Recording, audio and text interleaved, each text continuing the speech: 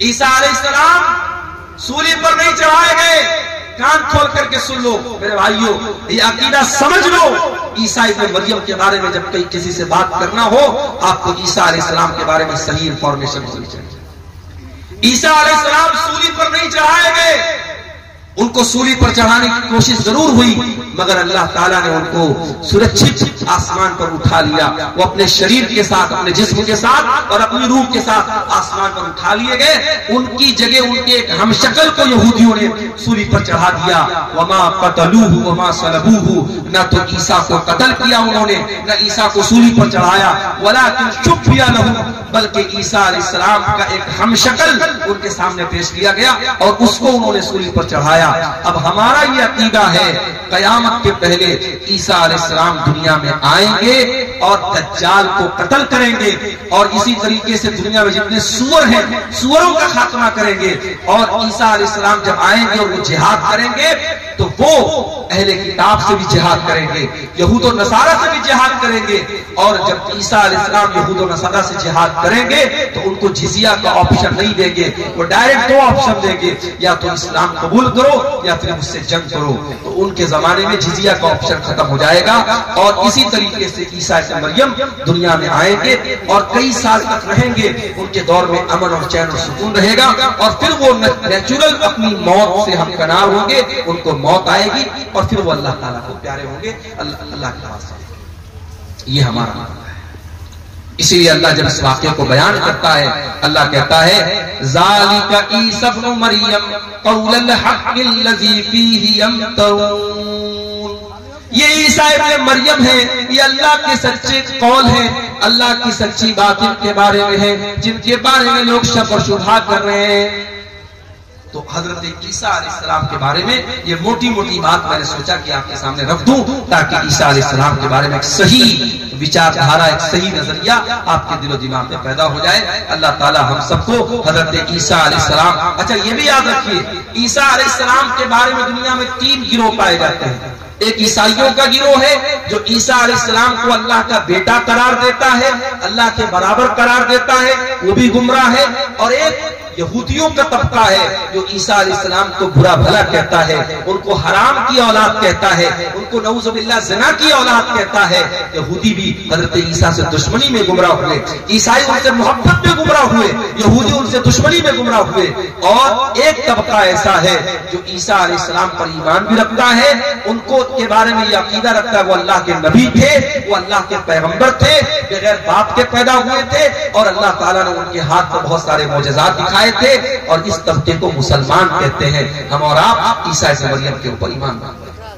میرے عزیزوں، اس تمہیدی گفتگو کے بعد میں نے جو نظم پڑھی تھی تقریر کے بعد، آپ نے غور کیا ہوگا اس نظم میں نے نوجوانوں کو خطاب کیا. آج ہمارے قوم میں اگر کوئی طبقہ ایسا ہے جو سب سے زیادہ جس پر کام کرنے کی ضرورت ہے تو وہ طبقہ نوجوانوں کا طبقہ ہے. اور دنیا کی ہر قوم اپنے نوجوانوں کو ٹرینڈ کرتی ہے، اپنے نوجوانوں کو مضبوط کرتی ہے، اپنے نوجوانوں پر محنت کرتی ہے. آج ہماری قوم کا نوجوان کہاں جا رہا ہے؟ ہمارے نبی کی سیرت اٹھا کر کے دیکھیے. ہمارے نبی کے ساتھ جو صحابہ تھے، جو آپ کے صف اول کے صحابہ تھے، جنہوں نے آپ کے ساتھ پتھر کھائے تھے، آپ کے ساتھ جنگوں میں اپنے سینے پر تیر اور تلوار کا زخم برداشت کیا تھا. آپ غور کیجیے میرے پیارے ساتھیوں، نبی کے ان صحابہ میں آپ کو میجورٹی کس کی ملے گی؟ اس میں بہوگت کس کا ملے گا؟ اس میں اکثریت نوجوانوں کی. عبداللہ بن مسعود کون ہے؟ نوجوان ہے. مصعب بن عمیر کون ہے؟ نوجوان ہے. حضرت خالد بن ولید کون ہے؟ نوجوان ہے. عثمان غنی کون ہے؟ نوجوان ہے. طلحہ کون ہے؟ نوجوان ہے. زبیر کون ہے؟ نوجوان ہے. علی بن ابی طالب کون ہے؟ نوجوان ہے. میرے نبی کے صحابہ میں وہ صحابہ جو میرے نبی کے باڈی گارڈ بن کر کے چلا کرتے تھے، جنہوں نے میرے نبی کے ساتھ ہر مشکل کو برداشت کیا ہے، اس میں میرے پیارے ساتھیوں بڑھ چڑھ کر کے حصہ لینے والے نوجوان صحابہ، نوجوان آگے تھے. اور یہی وجہ ہے کہ قرآن کریم میں اللہ تعالی نوجوانوں کو ہائی لائٹ کر کے بیان کرتا ہے.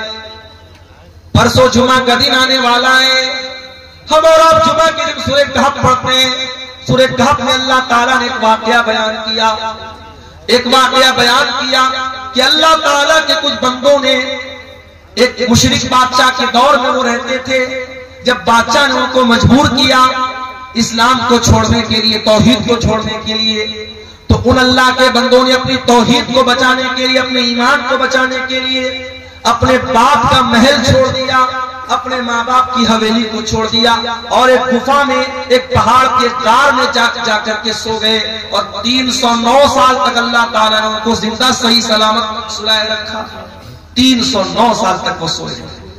اللہ تعالیٰ جب اس واقعے کو بیان کرتا ہے تو اللہ تعالیٰ ایک بات کو ہائی لائٹ کرتا ہے. اللہ کیا کہتا ہے؟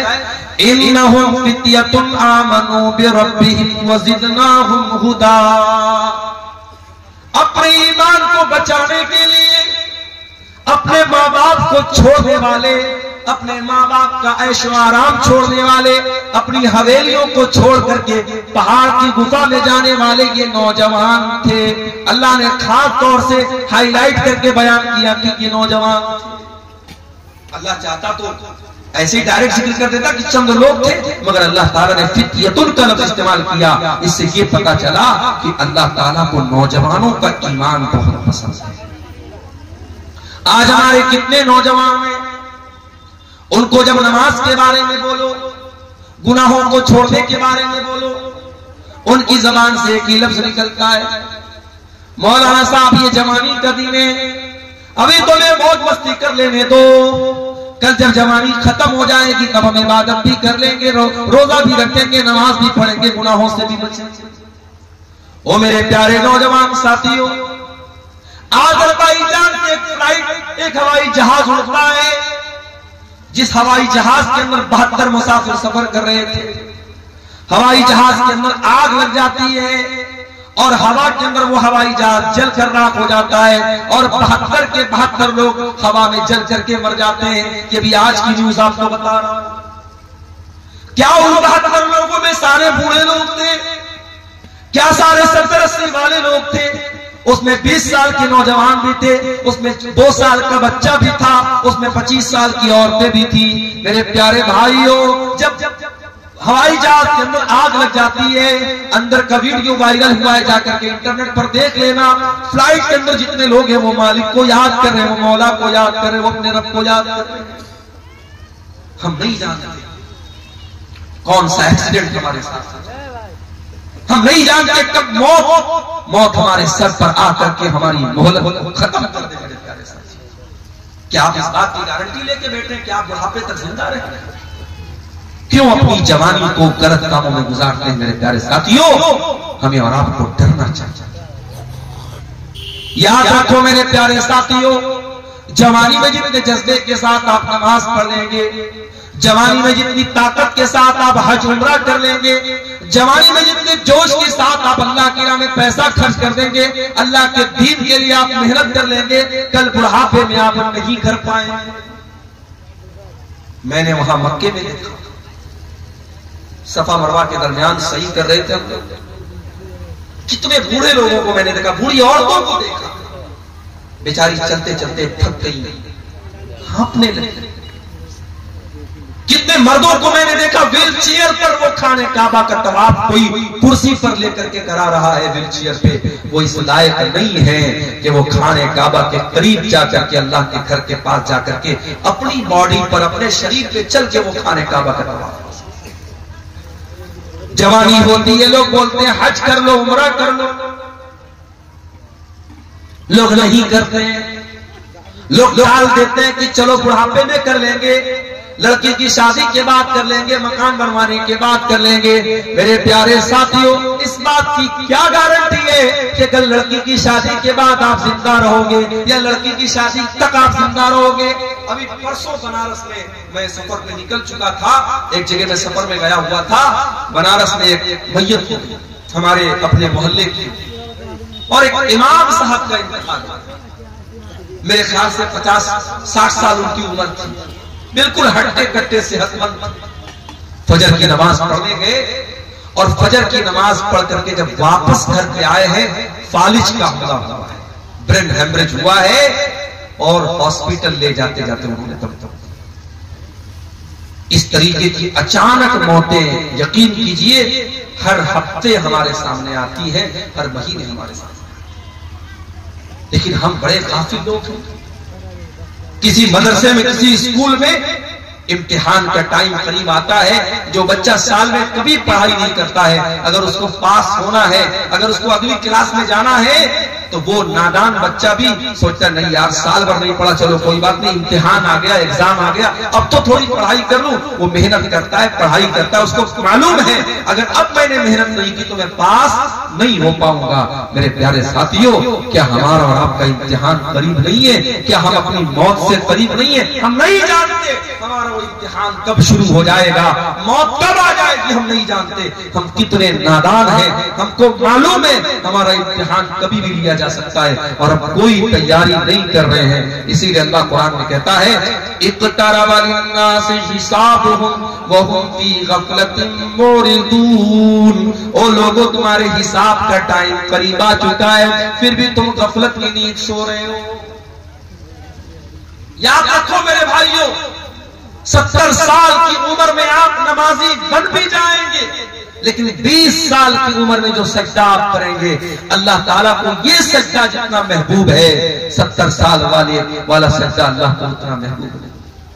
70 سال میں کوئی سدھر گیا، 60 سال میں کوئی نیک بن گیا، ہم اس کا مذاق نہیں اڑا رہے، ہم اس پر طنز نہیں کر رہے۔ کوئی 60 سال کی عمر میں اگر نماز پڑھ رہا ہے بہت اچھی بات ہے، لیکن توبہ کرنے کا، اللہ کی طرف پلٹنے کا، اللہ کے دین کی طرف آنے کا بہترین ٹائم جوانی کا ٹائم ہے۔ میرے پیارے ساتھیوں، اپنی جوانی میں توبہ کرو، اپنی جوانی میں اللہ کے پیارے نبی فرماتے ہیں لا تزول قدم ابن آدم من عند ربه یوم القیامہ، قیامت کے دن انسان اپنی جگہ سے ہل نہیں پائے گا جب تک وہ 5 سوالوں کا جواب نہ دے دے۔ ان 5 سوالوں کا جواب تو غفار صاحب کو بھی دینا پڑے گا، ان 5 سوالوں کا جواب حسین سلفی صاحب کو بھی دینا پڑے گا، ہمارے ناظم اجلاس صاحب کو بھی دینا پڑے گا، عثمان مکھیا صاحب کو بھی دینا پڑے گا، پڑھے لکھے کو بھی دینا پڑے گا، ان پڑھ کو بھی دینا پڑے گا، دولت مند کو بھی دینا پڑے گا، غریب کو بھی دینا پڑے گا، سیمانچل کے لوگوں کو بھی دینا پڑے گا، نارتھ انڈیا کے لوگوں کو، ساؤتھ انڈیا کے لوگوں کو، سارے بندوں کو، سارے انسانوں کو دینا پڑے گا۔ لا تزول قدم ابن آدم، جو آدم کا بیٹا ہے، جو انسان ہے، جو مرد ہے، جو عورت ہے، ہر انسان کو اور مرد و عورت کو ان 5 سوالوں کا جواب دینا ہے۔ اللہ، دنیا کا کون سا ایگزامینر ہے جو ایگزام کے پہلے آپ کو پیپر آؤٹ کر دے؟ پیپر آؤٹ ہو جائے تو ایگزام کینسل ہو جاتا ہے۔ اس مالک کا کرم دیکھو، اس رب العالمین کی رحمت دیکھو، اس نے قیامت کے دن کا پرچہ آؤٹ کر دیا، جا میرے بندے تو تیاری کر۔ 5 سوال کا جواب سب ہل نہیں سکتے۔ پہلا سوال ہوگا ان عمرہ فیما افنا، اے انسان تو نے اپنی زندگی کو کہاں گزارا؟ جب تک تو بچہ تھا، نابالغ تھا، نہ سمجھ تھا، تیرے گناہ نہیں لکھے جاتے تھے، تیری غلطیاں نہیں لکھی جاتی تھی۔ جب تو 12-13 سال کا ہو گیا، لڑکی کو پیریڈ آنے لگا، لڑکے کو داڑھی مونچھ کے بال آنے لگے، زیر ناف بال آنے لگے، لڑکا بالغ ہو گیا، لڑکی بالغ ہو گئی۔ اب بالغ ہونے کے بعد سے لے کر کے اپنی موت تک، چاہے تو 50 سال تک زندہ رہا، 60 سال تک زندہ رہا، 70 سال تک زندہ رہا، جتنی تجھ کو زندگی ملی میرے بندے، تو نے بالغ ہونے کے بعد سے لے کے اپنے آخری دن تک تو نے کیا کیا؟ چل پوری زندگی کا حساب۔ اللہ، 50 سال میں، 60 سال میں بالغ ہونے کے بعد سے لے کر بچپن کا حساب نہیں لیا جائے گا۔ بچپن میں جب انسان نہ سمجھے اس کا اللہ کے حساب نہیں ہوگا، اس کے بعد سے لے کر کے مرنے کے دن تک کا حساب ہے۔ ان عمر ہی فیما، کہاں گزارا تو نے زندگی؟ چل حساب۔ یہ پہلا سوال ہوگا قیامت کے دن کے پیپر۔ دوسرا سوال وَعَنْ شَبَابِهِ فِيمَا بَلَاهُ، اے میرے بندے تو 70 سال دنیا میں رہ کے آیا تھا، تیرے 40 سال کے بعد کی زندگی تو بڑی اچھی گزری، مسجد کا متولی بھی بن گیا، مدرسے کا ناظم بھی بن گیا، حاجی صاحب بھی بن گیا، فجر کی نماز میں لاٹھی لے کے پہنچنے لگا، کوئی غلط کام نہیں کرتا تھا، دن رات اللہ اللہ کرتا تھا، بہت اچھی بات ہے۔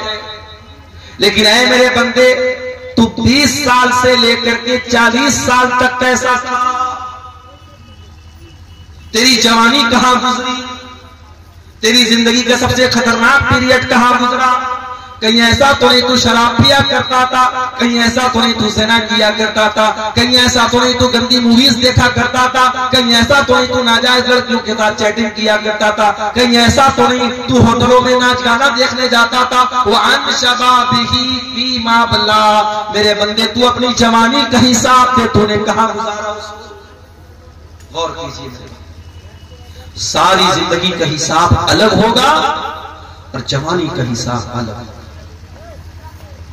تیسرا سوال، وَعَنْ مَالِهِ مِنْ أَيْنَ اكْتَسَبَهُ، تو نے مال کہاں سے کمایا؟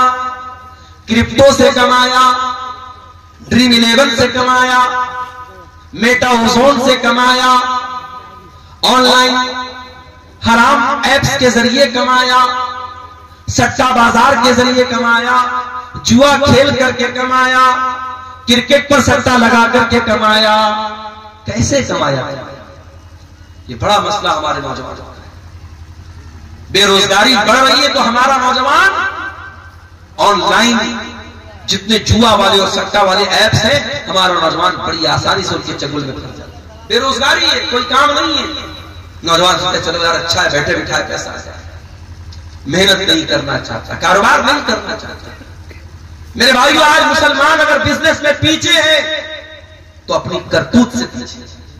واللہ ہم نے گجرات میں دیکھا، میں گجرات میں احمد آباد میں گیا، نڈیاڈ میں گیا، سورت میں گیا، مسلمان اپنے بچوں کو نوکری نہیں کرواتے، ویاپاری کا بیٹا ویاپاری، مارواڑی کا بیٹا مارواڑی، مسلمان وہاں اپنے بچے کو ویاپاری بناتا ہے، چاہے وہ چھوٹی سی دکان کھول کے بیٹھا ہے مگر کاروبار کر رہا ہے، اس کا مائنڈ کاروباری ہے۔ آج اس ملک میں ہمیں اور آپ کو اگر اپنے وجود کو بچانا ہے، ہمیں بزنس اور کاروبار میں بھی آگے بڑھنا ہے۔ اور میں یہ بات اس لیے کر رہا ہوں کیونکہ اگر ہم نے اپنے آپ کو بزنس میں آگے نہیں بڑھایا، آگے آنے والے دنوں میں بڑی کٹھنائیاں ہیں۔ ان مدرسوں، ان مسجدوں اور ہمارے دین کی بنیادوں پر جو دن رات حملے ہو رہے ہیں، ان حملوں سے اپنا ڈیفینس کرنے کے لیے بھی ہمیں پیسے کی ضرورت پڑے گی۔ آج ہم جانتے ہیں سپریم کورٹ اور ہائی کورٹ میں وکیلوں کی فیس کتنی مہنگی ہوتی ہے۔ ابھی ہمارے اتر پردیش میں مدرسوں کا کیس چل رہا تھا، ہائی کورٹ کا فیصلہ آ گیا کہ سارے مدرسے جو ہے غلط ہے، بند کر دیا جائے، اور 10,000 سے زیادہ جو ٹیچر تھے ان کی نوکری خطرے میں پڑ گئی۔ تو وہاں مدرسوں کی جو ایسوسی ایشن ہے اس نے اس معاملے کو سپریم کورٹ میں اٹھایا، اور سپریم کورٹ میں بڑی مہنگی وہاں کے وکیلوں کی ایک سنوائی کی جو فیس ہوتی تھی 50-50 لاکھ روپے ہوتی تھی، وہ فیس انہوں نے پیمنٹ کیا، اور اس کے بعد کیس کو لڑا اور جج صاحب کے سامنے پورے معاملے کو رکھا، اور الحمدللہ سپریم کورٹ کا ججمنٹ آ گیا کہ نہیں، اتنے سینکڑوں سالوں سے یہ مدرسے چل رہے ہیں، ان مدرسوں کو بند نہیں کیا جا سکتا۔ سپریم کورٹ نے ججمنٹ دے دیا، فیصلہ دے دیا۔ میرے پیارے ساتھیوں، آج اگر کوئی بے قصور ہے اور اس کے خلاف کوئی کیس ہو گیا ہے، کیس کو لڑنے کے لیے بھی پیسے کی ضرورت ہے، مسجدوں کو بنانے کے لیے پیسے کی ضرورت ہے، قبرستان اور وقف کی زمین کو بچانے کے لیے آپ کو فنڈ کی ضرورت پڑے گی، اور فنڈ کہاں سے آئے گا جب آپ بزنس میں آگے نہیں بڑھیں گے، جب کاروبار میں آگے آگے۔ اس لیے حرام طریقے مت اپناؤ۔ قیامت کے دن تیسرا سوال کیا جائے گا، تم نے مال کہاں سے کمایا؟ چوتھا سوال، وَفِيمَا أَنفَقَهُ، تم نے مال کہاں پر خرچ کیا تھا؟ ہیپی نیو ایئر منانے کے لیے کسی ہوٹل کا ٹکٹ تو نہیں خریدا تھا، نئے سال کے جشن کے موقع پر شراب نے تو نہیں لٹایا تھا، سردی کے موسم میں کسی پکنک اسپاٹ پہ جا کے دوستوں کے ساتھ رنگ رلیاں منانے تو نہیں چلا گیا تھا۔ آج کل لوگ کشمیر بہت جا رہے ہیں، ہمارے انسٹاگرام پر میں نے دیکھا بڑی ریلز آ رہی ہیں، لوگ کشمیر میں جا رہے ہیں، میاں بیوی جا رہے ہیں، اور وہاں جا کے جو ہے برف کے اوپر دل بنا رہے ہیں۔ صاحب، ہم اپنی بیوی سے بڑی محبت کرتے ہیں، ارے بیوی سے محبت کرتے ہو تو وہاں کشمیر میں جا کے برف بنانے سے تھوڑی ثابت ہوگا۔ بیوی کا حق ادا کرو، بیوی کا خیال رکھو۔ کشمیر جانے کے لیے لوگوں کے پاس ٹھنڈا نہیں ہے، اور اپنے گھر میں لیٹے ہیں اور الصلاۃ خیر من النوم کی آواز آ رہی ہے، تو یہ سردی میں رضائی کے اندر دبک کر کے لیٹا ہوا ہے اور فجر میں نہیں جاتا. پوچھو کیوں نہیں جاتا ہے؟ کہتے ہیں مولوی صاحب بڑا ٹھنڈا ہے، بہت ٹھنڈا ہے، بہت سردی ہے. اپنے بستر کو چھوڑ کر کے تو 10 قدم دور مسجد میں نہیں جا سکتا، تیرے لیے بہت ٹھنڈا ہے. اور اسی دسمبر کے کڑکڑاتے ہوئے سردی اور ٹھنڈے میں کشمیر چلا جاتا ہے دوستوں کے ساتھ، اور منالی اور کلو چلا جاتا ہے اپنی فیملی کے ساتھ. میرے پیارے ساتھیوں، اس سے پتہ ہی چلتا ہے کہ تیرے دل میں اللہ کی محبت کتنی ہے، تیرے دل میں ایمان کی محبت کتنی ہے. چوتھا سوال یہ ہوگا، پیسہ کہاں خرچ؟ یہ مت سوچو پیسہ ہمارے باپ کا ہے، پیسہ ہم نے کمایا ہے، ہماری مرضی ہم جہاں چاہے خرچ کریں. نہیں، پیسہ کہاں سے آیا اس کا بھی حساب دینا پڑے گا. پیسہ کہاں خرچ کیا اس کا بھی حساب دینا پڑے گا. یہ جو حرام جگہوں پر پیسہ لٹاتے ہو، حساب دینا پڑے گا. شاعر آ رہا ہے، شاعری پڑھ رہا ہے. ابھی ایک ویڈیو میں نے دیکھا، شاعر الٹی سیدھی شاعری پڑھ رہا ہے، لوگ نوٹوں کی بارش کر رہے ہیں. کئی جگہوں پر حدیثوں کے جلسوں میں، پروگراموں میں شعرا جو پڑھ رہے ہیں، شاعری پڑھ، ان پر نوٹ برسائے جا رہے ہیں. معاف کیجیے گا، یہ مناسب طریقہ نہیں ہے. ٹھیک ہے، آپ شاعر کو حوصلہ افزائی کے طور پہ کوئی رقم دیتے، اس پر اعتراض نہیں ہے، مگر نوٹوں کی بارش کرنا، نوٹ برسانا، ایک ایک نوٹ اس طریقے سے اس کے اوپر لٹانا، یہ غلط طریقہ ہے، یہ حرام طریقہ ہے. یوں اتر پردیش کے اندر ایک شادی میں مسلمان لڑکے نے اپنی بارات کے موقع پر، اپنی شادی کے موقع پر 20 لاکھ روپیہ ہوا میں لہرا دیا. 20 لاکھ روپیہ نوٹوں کی گڈی کو ہوا میں لہرا دیا کہ صاحب میں بہت خوش ہوا. میرٹھ کے اندر اتر پردیش میں میرٹھ ایک جگہ ہے، میرٹھ میں مسلمان کی شادی ہوئی اور لڑکے کو سسرال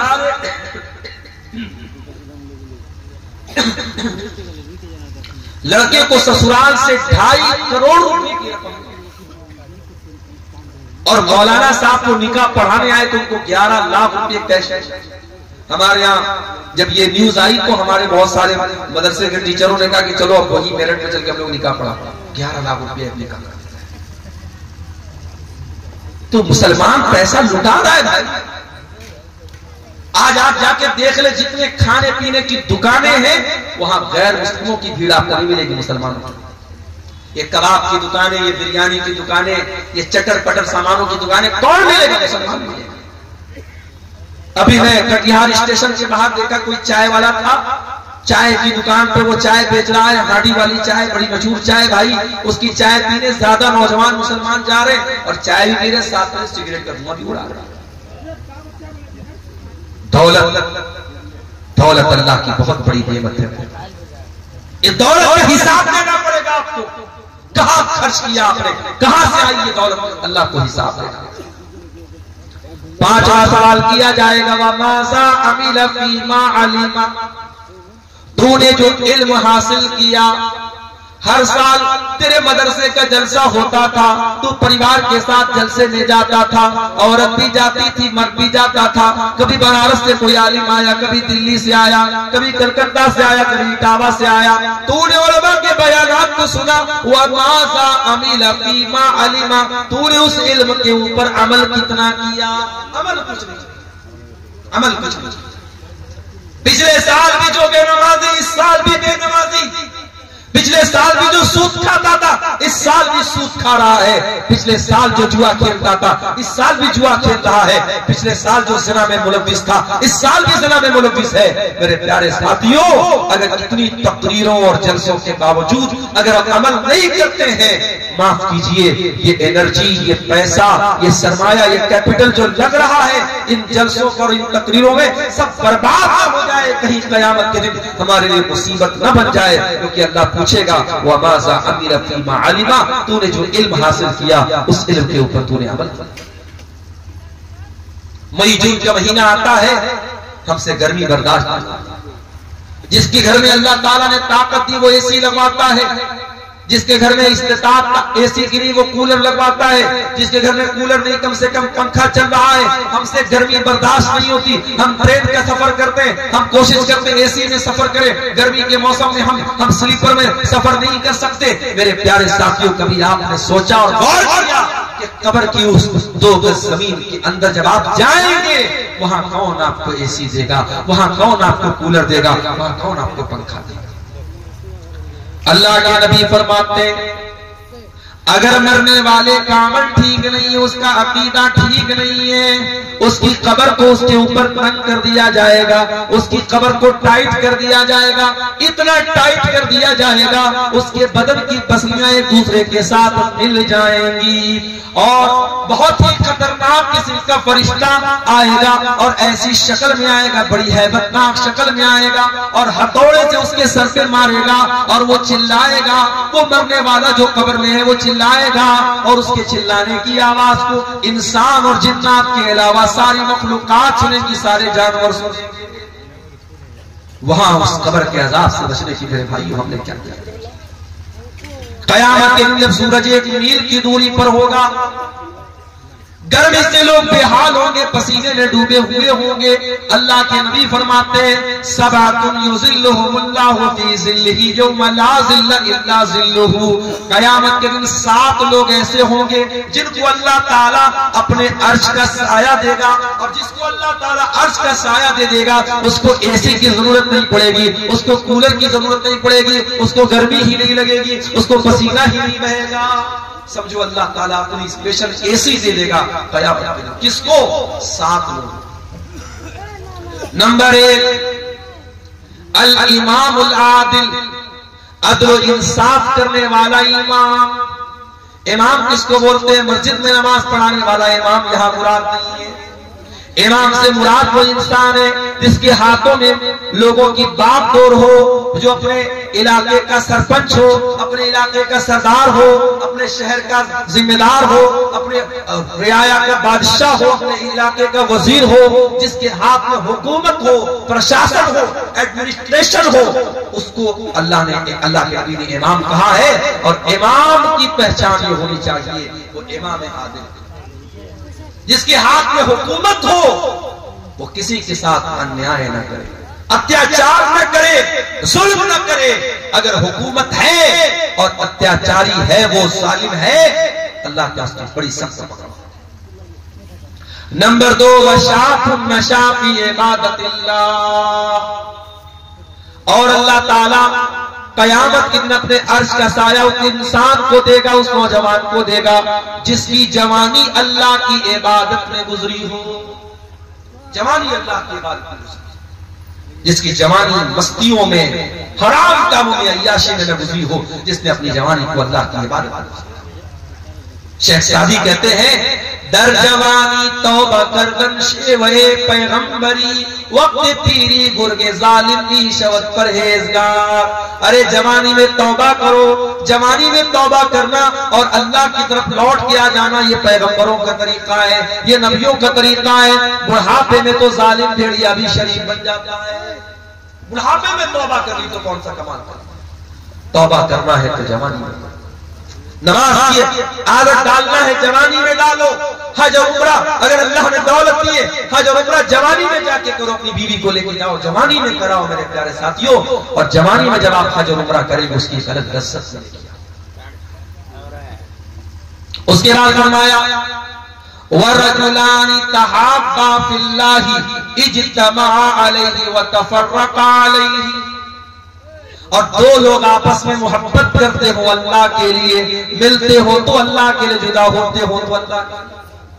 مجھے معلوم ہے سیمانچل کے اس علاقے میں بہت محبتیں مجھے چھوڑ دیتی ہیں، بعض علاقوں میں جاتا ہوں 70 سال کا بوڑھا آتا ہے، مجھے بڑے خوش ہو کر کے مجھ سے مصافحہ کرتا ہے اور بڑی خوشی کے ساتھ کہتا ہے مولانا آج تک آپ کو یوٹیوب میں دیکھتے تھے، آج پہلی بار ریئل دیکھتے ہیں۔ ایسی بوڑھی عورتوں کے فون بھی میرے پاس آتے ہیں جو کہتی ہے کہ مولانا رات میں آپ کی تقریر سنے بغیر نہیں سو سکتی، میرا کوئی رشتہ نہیں، کوئی ریلیشن نہیں ہے، میں ان کے علاقے کا نہیں ہوں، پھر یہ محبت کیوں ہے؟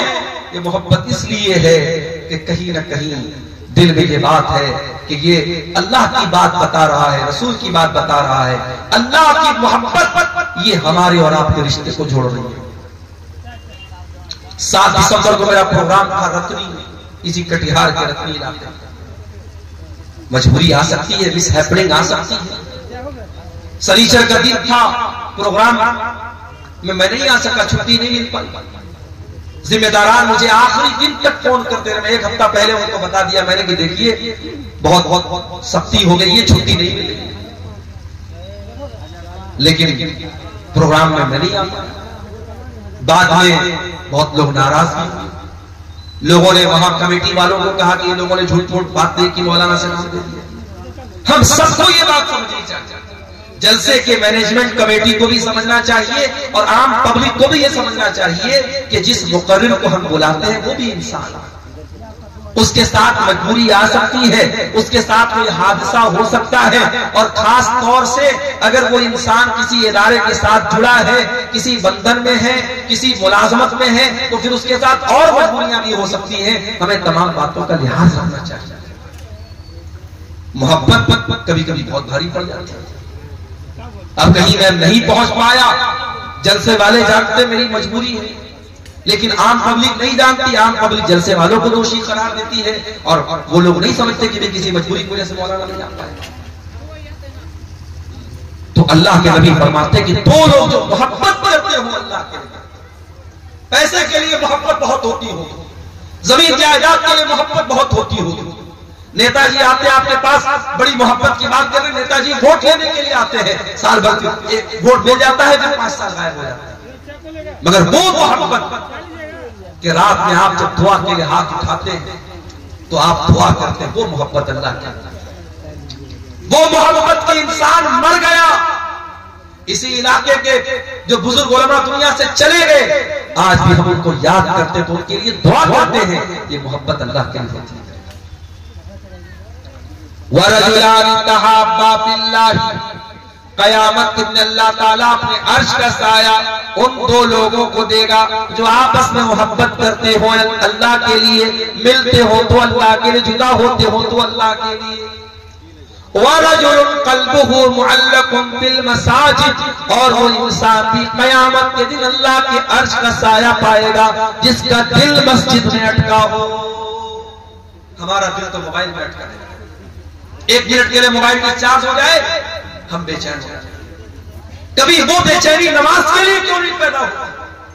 آپ مارکیٹنگ کرنے گئے منگل بازار، عصر کا ٹائم آیا، آپ 2 منٹ 5 منٹ نکال کر کے بازو کی مسجد میں نماز نہیں پڑھ سکتے تھے کیا؟ شام کو آپ کہیں دوستوں کے ساتھ گھومنے گئے، عشاء کی جماعت کا ٹائم نکل گیا، گھر واپس آئے، آپ گھر واپس آ کر کے عشاء کی نماز نہیں پڑھ سکتے تھے کیا؟ اگر نماز کی فکر ہوگی، نماز کی ٹینشن ہوگی، نماز کی چنتا ہوگی، آپ کہیں بھی چلے جائیں آپ کو نماز کی فکر لگی رہے گی. وَرَجُلٌ قَلْبُهُ مُعَلَّقٌ بِالْمَسَاجِدِ، جس کا دل مسجد میں اٹکا ہوا. اللہ کے پیارے نبی کو نماز کی اتنی چنتا ہوتی تھی، اتنی فکر ہوتی تھی کہ جب جنگ خندق کا موقع آیا اور دشمنوں سے لڑائی کا ٹائم چل رہا تھا، دشمن حملہ کر رہے تھے، اللہ کے نبی اور صحابہ اپنا ڈیفنس کر رہے تھے، اسی حالت میں عصر کی نماز کا ٹائم ہو جاتا ہے اور جنگ اتنے زور سے چل رہی تھی کہ جنگ کو روک کر کے نماز پڑھنے کا ٹائم نہیں تھا. یہاں تک کہ سورج غروب ہو گیا اور مغرب کا ٹائم آ گیا اور عصر کی نماز قضا ہو گئی. اللہ کے پیارے نبی کسی پر بددعا نہیں کرتے تھے، کسی کے بارے میں برا بھلا نہیں بولتے تھے، لیکن جب ان لوگوں کی وجہ سے آپ کی عصر کی نماز قضا ہو گئی، آپ نے بڑے غصے میں بددعا دی اور آپ نے فرمایا مَلَا اللَّهُ بُيُوتَهُمْ وَقُبُورَهُمْ نَارًا، اللہ ان کے گھروں کو جہنم کی آگ سے بھر دے، اللہ ان کی قبروں کو آگ سے بھر دے. شَغَلُونَا عَنِ الصَّلَاةِ الْوُسْطَىٰ، ان کی وجہ سے ہماری فجر کی نماز چلی گئی. معاف کیجئے گا، عصر کی نماز، ان کی وجہ سے ہماری عصر کی نماز. نبی کی ایک نماز چھوٹی ہے، چھوٹی بھی قضا ہوئی ہے، نبی کو اتنی تکلیف پہنچی کہ نبی نے بددعا کی ہے. میرے پیارے ساتھیوں، کبھی غور کرنا، رات بھر جلسہ سننے کے بعد اگر جان بوجھ کر کے ہم فجر کی نماز نہیں پڑھتے اور اس کو معمول بنا کے رکھا ہے ہم اللہ کو کیا جواب دیں گے؟ اللہ کے نبی فرماتے ہیں قیامت کے دن اللہ تبارک و تعالیٰ اپنے عرش کا سایہ اس انسان کو دے گا جس کا دل مسجد میں اٹکا ہو. اور کبھی کبھی مسجد میں جایا کرو تو یہ مت سوچا کرو مسجد میں جھاڑو لگانا یہ مسجد کے مؤذن کا کام، اس کو حقیر مت سمجھو. ارے موقع ملے تو مسجد کی لیٹرین کو خود صاف کر دو، مسجد کے فرش کو خود صاف کر دو. کیا پتا جب اللہ تعالیٰ کے نیکیوں کی کمی پڑ جائے تو یہی ایک نیکی ہمارے کام آ جائے اور اللہ کہہ دے کہ میرا یہ بندہ مسجد میں نمازیوں کے لیے گندگی صاف کر دیتا تھا، یہ مسجد میں جھاڑو لگا دیتا تھا، یہ نمازیوں کے لیے مسجد کو صاف کر دیتا تھا۔ میرے پیارے ساتھیوں، مسجد سے اپنے تعلق کو مضبوط کرو، مسجد سے اپنے رشتوں کو مضبوط کرو۔ اللہ کے نبی فرماتے ہیں وہ انسان جس کا دل مسجد میں اٹکا ہو اس کو قیامت میں اللہ اپنے عرش کے سائے۔ نمبر 6، وَرَجُلٌ دَعَتْهُ امْرَأَةٌ ذَاتُ مَنْصَبٍ وَجَمَالٍ فَقَالَ إِنِّي أَخَافُ اللَّهَ، اور وہ انسان بھی قیامت کے دن اللہ کے عرش کا سایہ پائے گا جس کو کوئی خوبصورت عورت اور پیسے والی عورت، ملکہ عورت، حکومت والی عورت گناہ کی دعوت دے اور وہ یہ کہہ کے ٹھکرا دے کہ میں اللہ سے ڈرتا ہوں، زنا کا موقع ملے، بدکاری کا موقع ملے اور وہ ٹھکرا دے، اس پاک دامن انسان کو اللہ کے نبی فرماتے ہیں قیامت کے دن اللہ اپنے عرش کا سایہ۔ آج ہمارا نوجوان کیا کر رہا ہے؟ زنا کے موقع تلاش کر رہا ہے، کسی لڑکی کا نمبر مل جائے بار بار اس لڑکی کو فون کر کے تنگ کرنا، کسی کا کوئی فیس بک آئی ڈی مل جائے، کتنی مسلمان لڑکیاں جو فیس بک چلاتی شکایت کرتی ہیں، اچھے خاصے جو بڑے دیندار قسم کے لوگ ہیں جو دن رات فیس بک پر دین کی باتیں کرتے ہیں وہ بھی پرائیویٹ چیٹنگ کرنے کی کوشش کرتے ہیں۔ محترمہ آپ کیا کر رہی ہیں، کیا کھا رہی ہیں؟ میرے بھائیوں، زنا کے موقع تلاش کرو۔ اگر اللہ نے آپ کو زنا سے بچایا ہے، بدکاری سے بچایا، اللہ کا شکر ادا کرو، موقع مت تلاش کرو۔ اگر آج تک اللہ تعالیٰ نے آپ کے دامن کو اس گندگی سے بچا کے رکھا ہے، اپنے بھائیوں سے بھی کہتا ہوں، اپنی بہنوں سے بھی کہتا ہوں، آئندہ زندگی میں بھی اپنے دامن کو بچا کے رکھو، اس لیے کہ اگر گناہ کا موقع مل رہا ہے تو یہ شیطان کی بہت بڑی چال ہے اور اللہ کی طرف سے بہت بڑی آزمائش ہے، اور اگر گناہ کا موقع ملے گا اور پھر اپنے آپ کو گناہ سے بچانا پھر آسان کام نہیں ہوگا۔ اللہ کے نبی فرماتے ہیں وہ انسان جس کو کوئی خوبصورت عورت اور پیسے والی عورت گناہ کی دعوت دے اور وہ یہ کہہ کے ٹھکرا دے کہ میں اللہ سے ڈرتا ہوں، اس انسان کو اللہ تعالیٰ قیامت میں اپنے عرش پر۔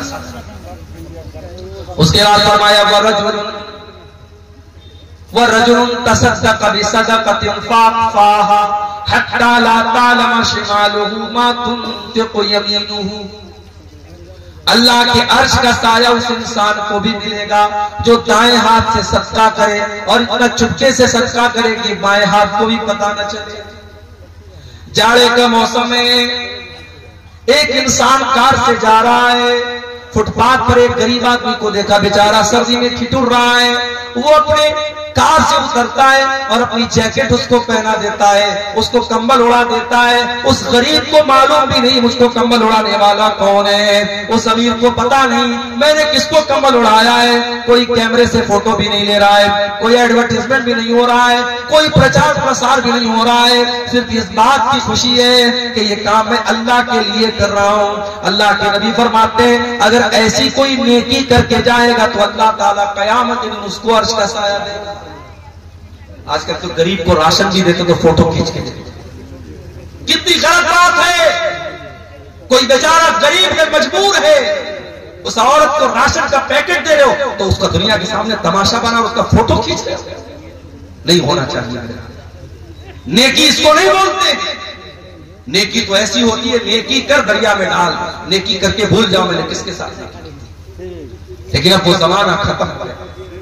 اب لوگ نیکی کر کے دریا میں نہیں ڈالتے، اب نیکی کر کے فیس بک پر ڈالتے ہیں، اب نیکی کر کے انسٹاگرام پر ڈالتے ہیں، اب نیکی کر کے اخبار پہ فوٹو چلتے ہیں۔ اللہ قرآن کے 29ویں پارے میں کہتا ہے میرے نیک بندے غریبوں کو کھانا کھلاتے ہیں، یتیموں کو کھانا کھلاتے ہیں، قیدیوں کو کھانا کھلاتے ہیں۔ وَيُطْعِمُونَ الطَّعَامَ عَلَى حُبِّهِ مِسْكِينًا وَيَتِيمًا وَأَسِيرًا، میرے نیک بندے بھوکوں کو کھانا کھلاتے ہیں اور کیا کہتے ہیں انما نطعمکم لوجہ اللہ، ہم تمہیں اللہ کو راضی کرنے کے لیے کھانا کھلا رہے ہیں، لا نريد منکم جزاء ولا شکورا، ہمیں تم سے کوئی بدلہ نہیں چاہیے، ہمیں تم سے کوئی شکریہ نہیں چاہیے، ہم تو اللہ کو راضی کرنے کے لیے تم کو کھلا رہے ہیں۔ انا نخاف من ربنا یوما عبوسا قمطریرا، ہمیں تو قیامت کے دن کا ڈر ہے، ہمیں تو اللہ کے سامنے حساب دینے کا ڈر ہے، اس لیے ہم تم کو کھانا کھلا رہے ہیں۔ کچھ نیکی ایسی بھی کر کے جاؤ، نیکی کا پرچار کروانا، نیکی کا اعلان کروانا یہ تو بہت ہوتا ہے، لیکن نیکی کر کے بھول جاؤ کہ میں نے نیکی کی ہے، کچھ ایسی نیکی بھی قیامت کے دن لے کے جاؤ تاکہ اللہ تعالیٰ قیامت میں اپنے ان خوش نصیب بندوں میں ہمیں اور آپ کو بھی شامل کرے۔ مدینہ میں غریبوں کے گھر میں مہینے کی پہلی تاریخ کو رات میں اللہ کا کوئی بندہ آتا تھا، مہینے بھر کے راشن کی بوری ان کے گھر میں لا کے رکھ دیتا تھا، گھر والے صبح دروازہ کھولتے تھے، دیکھتے تھے مہینے بھر کا راشن رکھا ہوا ہے۔ مدینہ کے سینکڑوں گھروں کا پریوار چلتا تھا، لیکن لوگوں کو پتا نہیں تھا کہ کون اللہ کا بندہ ہے جو راتوں میں راشن لا کے دیتا ہے۔ کچھ دنوں کے بعد مدینہ میں ایک انتقال ہو گیا، ایک میت ہو گئی۔ میت کو جب نہلایا جانے لگا، جب میت کے بدن سے کپڑا اتارا جانے لگا، اس میت کی پیٹھ کے اوپر موٹے موٹے بورے کے نشان نظر آنے لگے۔ لوگ حیران ہو گئے، یہ تو جو مرنے والا انسان ہے یہ تو نبی کے خاندان سے تعلق رکھتا ہے، یہ تو نبی کے نواسے کا بیٹا ہے، یہ تو حسین بن علی کا بیٹا علی بن حسین ہے، اس کی پیٹھ پر موٹے موٹے نشان کیوں ہے؟ یہ تو بوری نہیں اٹھاتا تھا، یہ تو بوجھ نہیں اٹھاتا تھا، اس انسان کی پیٹھ پر یہ موٹے موٹے نشان کیسے ہیں؟ یہ خبر پورے مدینہ میں پھیل گئی، مدینہ کے ان غریب پریواروں تک بھی یہ خبر گئی، مدینہ کے ان غریب پریواروں کو سمجھ میں آ گیا ہمارے گھر میں ہر مہینہ راشن کی بوری لاد کر کے ہمارے گھر تک لانے والا کوئی اور انسان نہیں تھا، وہ علی بن حسین تھے، وہ نبی کے اہل بیت میں سے تھے، وہ نبی کے نواسے کے بیٹے تھے۔ ایسے بھی لوگ تھے، ساری زندگی غریبوں کے گھر میں اناج پہنچاتے رہے، مرنے کے بعد جب نہلایا جانے لگا تب ان کے پیٹھ کے نشانوں سے پتہ لگا کہ یہ کام وہ کرتے تھے۔ ہم اور آپ تو ریاکار ہو گئے، میرے بھائی، دکھاوے کی دنیا آ گئی، ہر چیز میں شو آف آ گیا، ہر چیز سوشل میڈیا پہ ہم ڈال رہے ہیں، حج کرنے جا رہے ہیں۔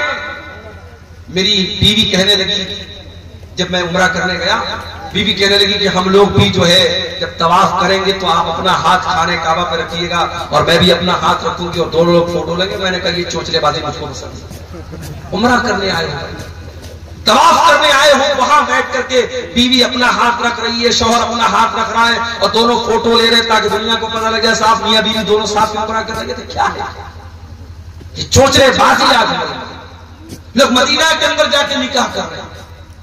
کیا کوئی ایسی دلیل ملتی ہے کہ مدینہ کے اندر نکاح کرنے سے ثواب پڑ جاتا ہے؟ کیا فیس بک کے اوپر، انسٹاگرام پر ویڈیو آتا، ریل آتی کہ صاحب یہ تو بڑی خوش قسمت عورت ہے، اس کا نکاح کہاں ہوا؟ مدینہ میں۔ تو کیا ہندوستان میں اور کٹیہار میں جو نکاح ہو رہا ہے سب بدقسمت ہو گئے؟ عجیب و غریب منطق کرتے ہیں۔ مسئلہ یاد رکھو، نکاح مسجد کے اندر ہو سکتا ہے مگر نکاح مسجد کے اندر کرنا کوئی سنت نہیں ہے اور کوئی ثواب کا کام نہیں۔ یہ مسئلہ یاد رکھو، مسجد کے اندر نکاح ہو سکتا ہے لیکن اگر کوئی یہ سمجھتا ہے کہ مسجد کے اندر نکاح کرنے سے ثواب زیادہ ملے گا یا مسجد کے اندر نکاح کرنا سنت ہے، نہیں، سنت نہیں ہے اور نہ اس سے ثواب زیادہ کر سکتے، اجازت ہے بس۔ لوگ مدینہ جا کے نکاح کر رہے ہیں اور وہاں عورت باقاعدہ دلہن بن کے آ رہی ہے، لڑکا دلہا بن کے آ رہا ہے، فوٹو کھینچا جا رہا ہے، ویڈیو بن رہی ہے۔ کیا تماشا ہو رہا ہے میرے بھائی؟ نبی کے شہر کو کیا بنا کے رکھا، نبی کی مسجد کو کیا بنا کے رکھا؟ ہر چیز میں شو آف۔ اور اب تو ایسی ویڈیو بھی آنے لگی کہ دادا مر گئے ہیں، دادا کا انتقال ہو گیا ہے، دادا کی ناک میں روئی ڈالی گئی ہے، میت ہے، ان کا جنازہ پڑا ہوا ہے اور پوتا جو ہے وہ سیلفی لے رہا ہے، ویڈیو ساتھ لے رہا ہے کہ I am with my grand پا، وہ اپنے دادا کے ساتھ۔ کیا مطلب ہے بھائی؟ مردے کو تو بخشو اللہ کے واسطے، زندوں کے ساتھ بہت سیلفی لے لیا۔ عبد الغفار صاحب آئے، اسٹیج پر آنے لگے، مولانا صاحب ایک سیلفی دے دیجیے، مولانا صاحب ایک سیلفی آپ کے ساتھ لینا چاہتا ہوں۔ بھئی علماء کے ساتھ آپ کو سیلفی لینے کا شوق ہے، علماء کی باتوں پر عمل کا شوق ہے، सेल्फी लेने का शौक अगर सिर्फ इसलिए है ताकि दोस्तों को बता सकूं फला आलिम के साथ मैंने सेल्फी लिया था, फला मौलाना साहब के साथ मैंने फोटो लिया था, सिर्फ अगर अपना शो ऑफ करना है, अपनी वाहवाही करना है, तो मेरे भाइयों बहुत गड़बड़ है ये चीज। हाँ, अगर आपको किसी आलिम से मोहब्बत है, उसकी तकरीरों को आप सुनते हैं और फिर उसकी बातों पर अमल भी करते हैं, और फिर वो आलिम आपके इलाके में आता है और आपने कहा मौलाना आपसे बड़ी मोहब्बत करता हूं, एक फोटो दे दीजिए, तो ठीक है, मौलाना लोग भी आपका दिल नहीं तोड़ेंगे, वो आपके साथ सेल्फी ले लेंगे, मगर सिर्फ सेल्फी लेने का मकसद वाहवाही करना है तो ये गलत है। शो ऑफ, हमारा दीन शो ऑफ वाला दीन नहीं है, हमारा दीन बड़ा सिंपल, बड़ा सादा है। अल्लाह के नबी फरमा रहे हैं दाहिने हाथ ने सदका किया, बाएं हाथ को भी पता नहीं चला, इतना चुपके से सदका किया, इतना चुपके से दान दिया, इतना चुपके से खैरात किया, दाहिने हाथ का सदका बाएं हाथ को पता नहीं चला। कुछ ऐसा दान भी यहां दीजिए मदरसों में कि जो आपको मालूम है और अल्लाह को मालूम। बड़ी बड़ी रकम लोग दे देते हैं, मालूम नहीं। हमारे बनारस में मस्जिद बन रही थी, 1 करोड़ रुपया मस्जिद के बनने पर खर्च हुआ और 10 लाख रुपया ऐसे लोगों ने चंदा दिया कि पता भी नहीं चला कि वो चंदा किसकी तरफ से। औरतों की तरफ से सोने के जेवरात आए, मालूम भी नहीं हुआ कौन सी औरत ने दिया। तो कुछ ऐसे काम भी करके जाइए कि दाएं हाथ का सदका बाएं हाथ को पता न चले। और आखिरी बात जो इस हदीस में बयान की गई, अल्लाह के नबी फरमाते हैं वरजुलुन ज़करल्लाह खालियन फफ़ाज़त ऐना, क़यामत के दिन अल्लाह के अर्श का साया उस इंसान को भी मिलेगा जो तन्हाई में अल्लाह को याद करे और उसकी आंखों से आंसू। मेरे भाइयों, अगर आपका दिल कुरान सुन करके भी नहीं रोता है, आपकी आंखों से कब्रिस्तान की कब्र देख करके भी आंसू नहीं निकलते हैं, इसका मतलब कि दिल की जमीन बंजर हो चुकी है, दिल के अंदर से ईमान खत्म। कभी कभी रात के सन्नाटे में अपने कमरे में बैठ करके अल्लाह को याद करो। मेरे प्यारे भाइयों, अपने माजी में किए गए गुनाहों को हम याद करें, अपनी गलतियों को याद करें और मालिक के रहमत को याद करें। मालिक के सामने आंसू बहा लें, मालिक के सामने रो ले, मालिक के सामने गिड़गिड़ा ले, मालिक से तौबा कर ले। अल्लाह की कसम, ये चंद आंसू हमारी मग़फ़िरत के लिए काफी हो जाएंगे। अल्लाह के प्यारे नबी फरमाते ऐना नीला तमस्सुहुमुन नार, 2 आंखें ऐसी हैं जो जहन्नम के अंदर नहीं जा सकती हैं। एक वो आंख है जो अल्लाह की राह में चौकीदारी कर रही है, जो अल्लाह की राह में बॉर्डर पर दुश्मनों से अपने देश की हिफाजत कर रही है, अपनी सरहद की हिफाजत कर रही है। वह ऐनुन बकत मिन खशियतिल्लाह, और वो एक आंख जो अल्लाह के खौफ से, जिस आंख से आंसू बहता है, वो आंख भी जहन्नम की आग में नहीं जाएगी। इन आंखों से अगर अल्लाह के खौफ से चंद आंसू बह पड़े मेरे भाइयों, तो ये आंसू हमारी जहन्नम की आग को बुझाने के लिए इंशाअल्लाह काफी हो जाएंगे। और ये भी याद रखो, सर्दी जब बहुत ज्यादा होती है तो हम घरों से नहीं निकलते। अभी तो सर्दी नॉर्मल है, लेकिन जनवरी में हो सकता है सर्दी ज्यादा पड़ेगी। जब सर्दी ज्यादा पड़ती है तो कोहरा बहुत ज्यादा हो जाता है, लोग अपने घर से नहीं निकलते। आपको मालूम है सर्दी का ज्यादा होना भी जहन्नम के अजाब की एक निशानी है। अल्लाह के नबी फरमाते हैं जहन्नम साल में 2 मरतबा सांस लेती है। जो गर्मी पड़ती है, सख्त गर्मी, जो मई जून की गर्मी पड़ती है, वो जहन्नम के सांस लेने की वजह से पड़ती है, और जो कड़ाके की सर्दी पड़ती है वो जहन्नम के सांस लेने की वजह से पड़ती है। ये सही बुखारी और सही मुस्लिम की सही है। तो मेरे अजीजों, मेरे नौजवान, अपनी जिंदगी का मकसद अल्लाह को राजी करना बनाओ। दुनिया वालों के चक्कर में मत पड़ो। दुनिया वालों को खुश करने के लिए कोई काम करोगे, आज लोग खुश होंगे, कल गाली देंगे। दुनिया वालों की मोहब्बत कब बदल जाएगी नहीं मालूम। अल्लाह की मोहब्बत अगर हासिल हो गई मेरे प्यारे साथियों, तो इंशाअल्लाह वो कभी नहीं मिटेगी। अल्लाह को राजी कर लो। अल्लाह के नबी फरमाते हैं जो लोगों को नाराज करके अल्लाह को राजी करेगा, अल्लाह उसके लिए काफी हो जाएगा। और जो अल्लाह को नाराज करके लोगों को खुश करेगा, अल्लाह उसे लोगों के हवाले कर देगा। फिर अल्लाह अपनी नजर करम उसकी तरफ नहीं करेगा।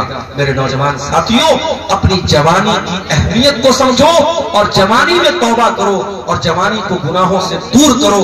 ये जितने गलत काम आज हो रहे हैं हमारे नौजवानों के अंदर, इन्हें देखकर वाकई में अफसोस होता है, तकलीफ होती है कि आज इस उम्मत का नौजवान कहां जा रहा है। جب صبح ہم 4 بجے روڈ پر نکلتے ہیں، غیر مسلم نوجوان ہائی وے پر کسرت کر رہے ہیں، کوئی پولیس کی میں جانے کی تیاری کر رہا ہے، کوئی آرمی میں جانے کی تیاری کر رہا ہے، اپنے دنیا کی نوکری کے لیے اور دنیا کے مقصد کے لیے ایک غیر مسلم نوجوان صبح 4 بجے اٹھ کر کے سڑک پر، وہ بھی ٹی شرٹ پہن کر کے، لوور پہن کر کے وہ کسرت کر رہا ہے، اور ہمارا مسلمان نوجوان رات میں سگریٹ پی کر کے اور جوا کھیل کر کے اور شراب پی کر کے پڑا ہوا ہے بستر کے اوپر اور فجر کی نماز میں غائب ہے۔ میرے پیارے ساتھیوں، یہ صورتحال بڑی تکلیف دہ ہے، یہ صورتحال بڑی تکلیف دہ ہے۔ آج امت کے نوجوانوں کو آگے بڑھنے کی ضرورت ہے۔ ہماری تاریخ بڑے روشن نوجوانوں سے بھری پڑی ہے۔ ہم نے تاریخ میں عقبہ ابن نافع کو دیکھا ہے، جس نے بحر اطلس میں اپنے گھوڑوں کو داخل کیا تھا اور کہا تھا اللہ کی قسم، محمد کے رب کی قسم، اگر مجھے معلوم ہو اس دریا کے اس پار بھی کوئی مخلوق رہتی ہے تو میں اللہ کی راہ میں اپنے گھوڑوں کو پانی میں ڈال دوں گا اور جا کر کے اس قوم سے جنگ کروں گا جب تک کہ وہ لا الہ الا اللہ اور محمد رسول اللہ کا کلمہ نہیں مانتا۔ ہماری قوم تو بہادروں کی قوم رہی ہے میرے بھائی، ہماری تاریخ تو بہادروں کی تاریخ رہی ہے۔ یہ بزدلی کی چادر ہٹا دو، یہ مایوسی کی چادر ہٹا دو، اس ملک کی تاریخ بڑی روشن رہی ہے۔ اس ملک کو آزاد کرانے میں مولانا ابوالکلام آزاد، مولانا حسرت موہانی اور اسی طریقے سے بہت سارے علماء کرام نے اپنی قربانیاں دی ہیں۔ آج اس ملک میں جو حالات ہم دیکھ رہے ہیں، ہم مایوس نہ ہو، انشاءاللہ ذرا محنت کریں گے، اسٹرگل کریں گے، ملک کے حالات کی تصویر بھی انشاءاللہ بدلے گی۔